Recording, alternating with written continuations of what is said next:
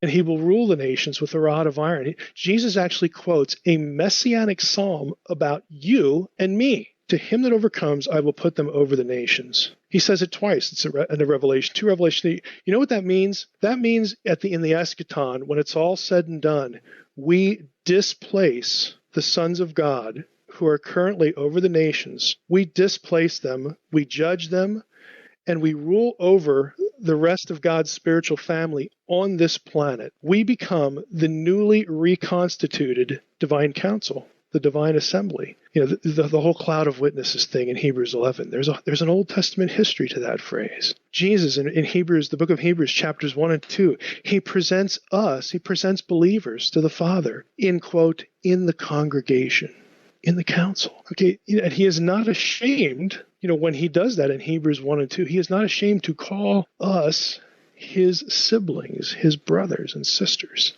because he was made like us. And you read Hebrews 1 and 2 with this worldview in mind. This is our destiny. What the Bible is really about, it's a cosmic, supernatural epic that really needs to be read supernaturally so that we understand who we are, what our status is. And again, we need to be redeemed to reclaim this status. We need to, accept Christ. We need to understand our status, who we are. And then we need to understand our destiny. Everything is going to come full circle in the biblical story. And in the meantime, we have this struggle over us and struggle over earth, because the divine beings that are in rebellion, okay, they understand, after the cross, they understand what's going on now. And how does this work? In real life, how does this work? How do you move herds? How do you move masses of people? It's about thinking. It's about thought patterns. It's about getting them to believe certain things about themselves, about God, about Christ, about why they're even here. It's a moment-by-moment struggle between God using God using his divine agents in our lives, his other human agents in our lives. Everything we do has a ripple effect that just ripples out in so many layers to other people. Just how providence just generates, so much influence. Every little thing that we do, it actually matters.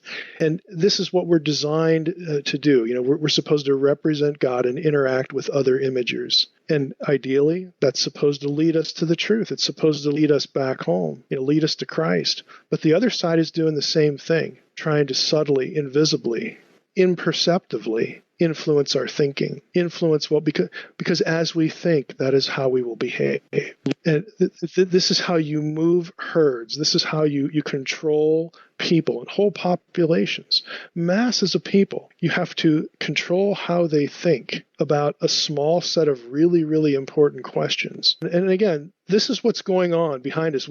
I think we really need, as Christians, to avoid the deeply flawed idea that, oh, I saw something spectacular happen. And God can do what he wants. I don't have any problem with that. But I saw something spectacular. Man, God was working at that. God was working that day. God was really present there. Hey, I got news for you.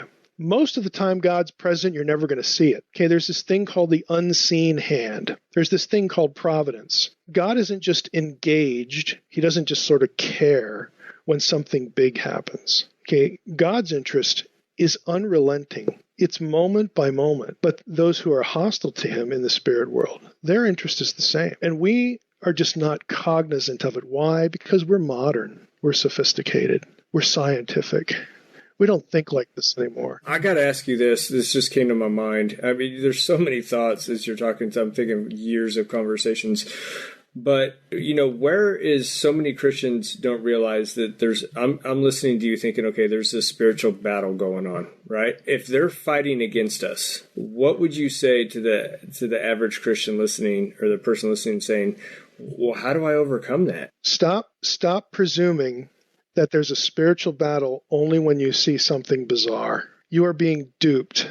Okay, you are being trained to only take the spiritual world seriously when something strange blows up in your face, okay, or when you see or hear some strange story. That's a distraction. Okay, you need to be cognizant of the spirit beings are intelligent beings. They're the invisible part of all things visible and invisible. When they manifest, okay, that was strange, and they're there, they're present. Something's going on there. But don't be misled into thinking that is the only activity that they engage in. spirit beings, again, the whole thing on both sides is about how we think, how we are led or misled into thinking certain thoughts that will influence certain behaviors. Now, God took the step of giving us revelation. It's called the Bible. It's called Scripture. That would be sort of a step ahead. We have a reference point. We can actually learn things. The other side, you could say, well, they mimic that in all sorts of ways, and I'll grant that. But it's a battle for the mind. It's always been a battle for the mind, because as we think, as we believe certain things, that will influence how we behave. It'll influence real simple things like, do you really believe that this world is not your home? Do you really believe that? If you really believe that, that is going to influence how you process tragedy. It's going to influence how you process, personal harm. It's going to influence how you process, evil. Okay, if you really believe in your heart of hearts that this world is not my home, this is not the terminal point for me, that is going to influence the way you handle everything and your response in a spiritual sense to all sorts of things. I think, joy, let's take joy. Joy is not, I'm giddy and happy, I'm clicking my heels, and, I'm a little, I'm getting a little silly here. And, some people have the personality, that's the way they express it. What joy really is, theological definition, is it is a theistic optimism about life. That, another way of putting it, God is in control. We're going to trust God with this. We're going to actually believe that God knows what's going on and God will respond to it. God will shepherd us through. And you know what? Even if it's still hard, this world is not my home. Do we really believe these things? That's good. Well, I could keep asking you questions. My typical show, we go for about 30 or 40 minutes and we're way over. So I try to keep it for listeners. I do want to ask you, how do our listeners find you? Because there's no way we could, we've barely scratched the surface in some of the content that I've seen on your website, read your book. How do our listeners find more of you, your podcast, all that stuff? Well, the Nerve Center is dr, as in Dr. drmsh.com. So doctor and then my initials, drmsh.com. And you can pretty much find everything I do on that, like the blog and the podcast. If you want to go directly to the podcast, you can find the Naked Bible Podcast on iTunes. And of course, you could just go to nakedbiblepodcast.com. And again, hopefully your listeners will remember why we call it that. We're just trying to give you Scripture in its own context and hoping that it will, you'll just experience the rediscovery of Scripture. There's just so much there that our modern blinders and prevent us from seeing it. And we get the Bible filtered through tradition. And again, tradition is not an awful thing, but it's not Scripture. It's not Scripture. There's a lot more to see. Okay, so I've skipped several questions, but there's one that I never skip. And I've never skipped it so far. But the question is, if you could go back to the younger you, what advice would you give yourself to propel you into your future? Now, nothing's going to change, but you're going to basically, like Marty McFly